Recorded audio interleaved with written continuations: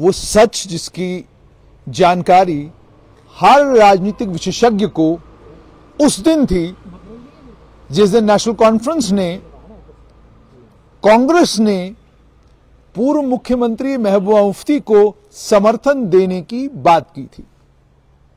मैं बात कर रहा हूं साल 2018 की, जब भारतीय जनता पार्टी ने पीडीपी से समर्थन वापस लिया और जम्मू कश्मीर में बीजेपी पीडीपी की सरकार गिर गई।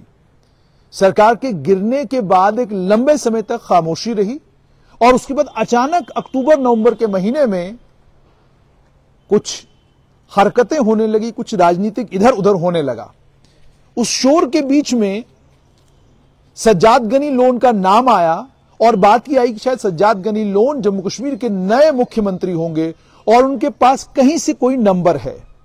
यह बात भी तब राजनीतिक गलियारों में हो रही थी कि सज्जाद गनी लोन को शायद महबूबा मुफ्ती की पार्टी के कुछ एमएलए, कांग्रेस के कुछ एमएलए उनका समर्थन करेंगे, मगर उसके लिए पहले उनका मुख्यमंत्री बनना जरूरी है। और उस समय यह बात भी आई थी कि सज्जाद गनी लोन यह कह रहे हैं कि मुझे पहले मुख्यमंत्री बनने दीजिए, उसके बाद जाकर मैं अपना बहुमत साबित करूंगा। उस वक्त इसे एक अफवाह कहा गया। उस समय इस बात को लेकर भारतीय जनता पार्टी पीडीपी सरकार में नेता रहे सज्जाद गनी लोन और पीपल्स कॉन्फ्रेंस के चेयरमैन सज्जाद गनी लोन ने भी खंडन किया। उन्होंने कहा ऐसी कोई बात नहीं है। लेकिन उसके बाद जब महबूबा मुफ्ती ने कहा कि उनके पास नंबर है और वो सरकार बनाने का दावा पेश कर सकती हैं, अचानक रातों रात जम्मू कश्मीर के उस समय के राज्यपाल सत्यपाल मलिक ने असेंबली को डिसॉल्व कर दिया। असेंबली के डिसोल्यूशन के बाद जबरदस्त हंगामा हुआ और नेशनल कॉन्फ्रेंस, पीडीपी, कांग्रेस सब ने यह कहा कि आज लोकतंत्र की जम्मू कश्मीर में हत्या हुई है। मगर इसको लेकर कोई सुप्रीम कोर्ट, हाई कोर्ट या किसी माननीय अदालत के पास इस फैसले को चुनौती देने के लिए कोई नहीं गया। किसी ने नहीं कहा कि हम माननीय न्यायालय के पास जाएंगे और वहां गुहार लगाएंगे कि जी हमारे पास तो नंबर है। और किसने इजाजत दी राज्यपाल को कि वो असेंबली को डिसॉल्व करे? अब वही राज्यपाल, पूर्व राज्यपाल सत्यपाल मलिक, जो कभी किसी समय प्रधानमंत्री नरेंद्र मोदी के प्रशंसक थे, कभी किसी समय गृह मंत्री अमित शाह को लेकर बड़ी खूबसूरत बातें किया करते थे और जो जम्मू कश्मीर के राज्यपाल रहे तब भी कुछ न कुछ रोज किया करते थे, वही राज्यपाल जिसने जम्मू कश्मीर बैंक में स्कैम की बात की, वही राज्यपाल जिसने कहा 300 करोड़ की रिश्वत की बात की, वही राज्यपाल जिन्होंने उसके अलावा अन्य कई और बयान दिए, आज एक और बयान उन्होंने दिया है। नए नए पत्रकार बने हैं, कांग्रेस नेता और वरिष्ठ वकील कपिल सिब्बल, क्योंकि अब आहिस्ता आहिस्ता सभी पत्रकार बनना शुरू हो गए हैं। कुछ हमारे साथी बड़े पुराने थे, अलग अलग तरीके से हमारे साथ काम करते थे। आज सुबह में बड़ा हैरान हो गया, मैंने कहा भाई आप कौन? तो कहते जी मैं भी पत्रकार। तो पत्रकारिता आसान हो गई, बहुत आसान हो गई है पत्रकारिता आजकल। कोई ज्यादा परेशानी पत्रकारिता में नहीं है।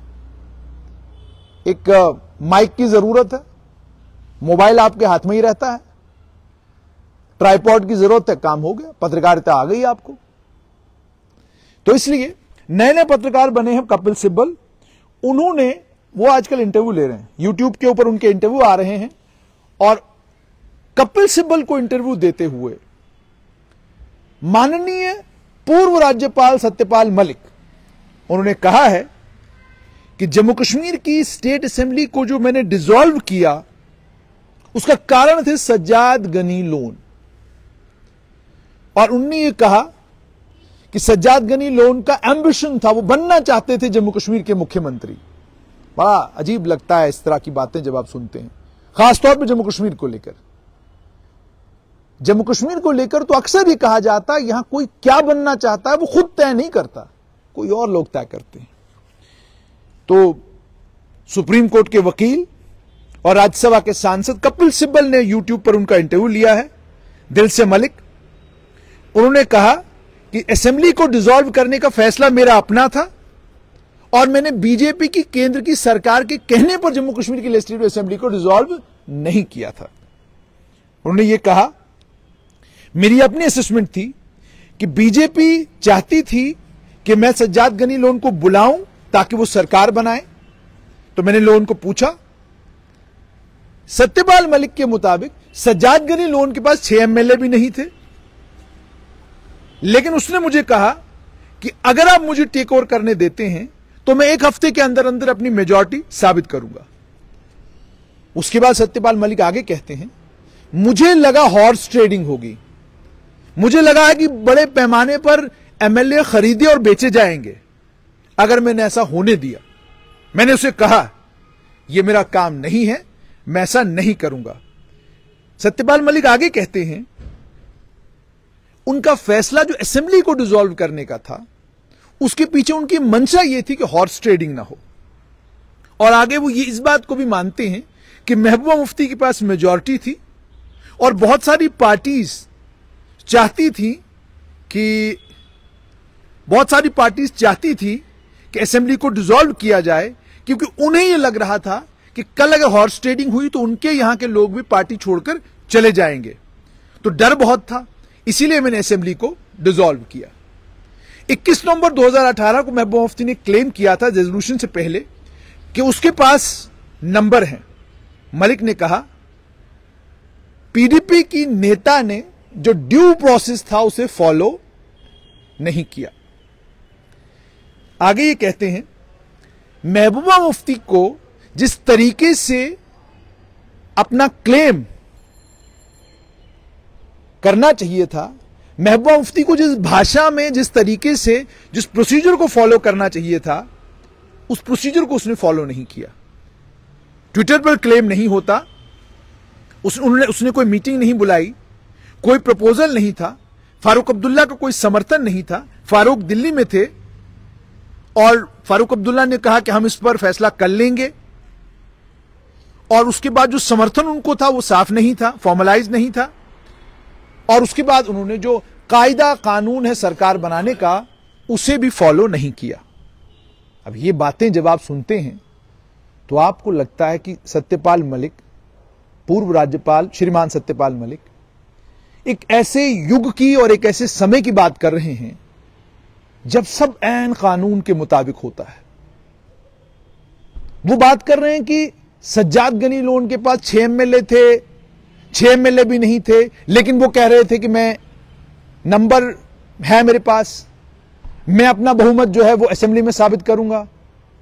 लोकतंत्र में होता ही यही है। आप क्लेम करते हैं कि मेरे पास नंबर है, आप मुझे मौका दीजिए। महाराष्ट्र में मौका दिया गया, कर्नाटक में मौका दिया गया, मध्य प्रदेश में मौका दिया गया, राजस्थान में मौका दिया गया। और सिर्फ आज की बात नहीं है, इतिहास खंगाल कर देखिए, यही सब जगह हुआ है। 20 लोग आए, उन्होंने कहा जनाब हमारे पास पूर्ण बहुमत है, आप मौका तो दीजिए। राज्यपाल ने मौका दिया, उन्होंने असेंबली में बहुमत साबित कर दिया। 16 एमएलए के साथ मुफ्ती मोहम्मद सईद ने क्लेम किया कि मेरे पास कांग्रेस का समर्थन है, कांग्रेस ने समर्थन दिया, जम्मू कश्मीर में उनकी सरकार बनी।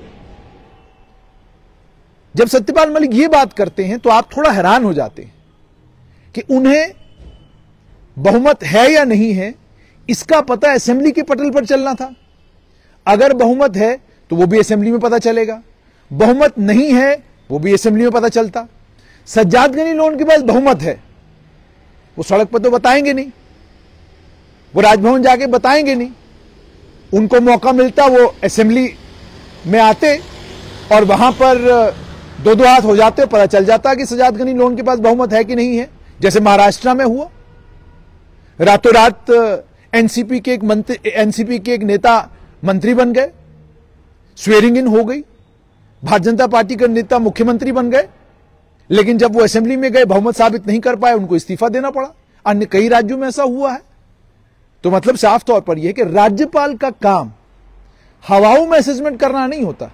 राज्यपाल का काम है पार्टी को मौका देना। महबूबा मुफ्ती अगर कह रही थी तो आप कह सकते थे आइए आपको मैं 10 दिन का मौका देता हूं, आप अपना बहुमत साबित कीजिए, जो कानूनी प्रक्रिया है। अगर सज्जाद गनी लोन कह रहे थे कि मेरे पास समर्थन है और मेरे पास बहुमत है, तो उन्हें कहा जा सकता था आइए आपको 10 दिन का मौका देते हैं, आप अपना बहुमत साबित कीजिए। ये जो आइडियल सिचुएशन की बात करते हैं ना, सिद्धांतों की बात करते हैं कि जनाब मैं तो सिद्धांतों पे अटल था और मैंने कहा कि नहीं हॉर्स ट्रेडिंग होगी, ये होगा वो होगा।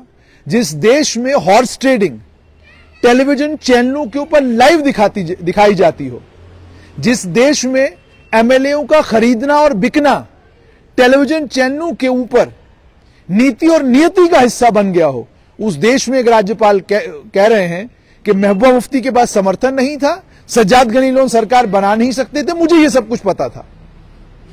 साफ तौर पर यह कि राज्यपाल के तौर पर उस समय सत्यपाल मलिक के पास दो ही ऑप्शन थे, या तो सज्जाद गनी लोन को कहना कि आइए आप सरकार बनाइए, या महबूबा मुफ्ती को कहना कि आप अगर क्लेम करती हैं तो आप आइए, आप सरकार बनाइए।